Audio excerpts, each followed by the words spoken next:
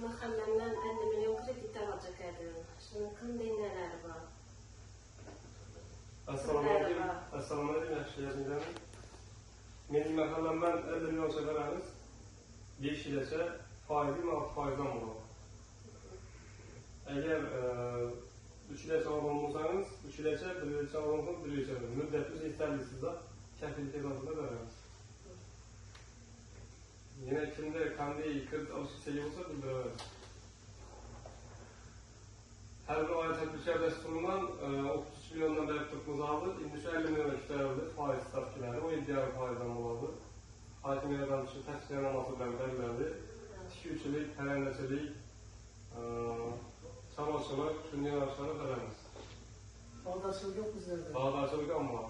Dehqonchilikdan shug'ullanganimiz biz bağ teşkil etmeseniz ama bağdaşılık için veremiz. 7 yıl müddete veremiz. Başta yerini açıp hoş geldiniz. Başta yerini buluş gerek. Şöyle bize neresi için veremiz da.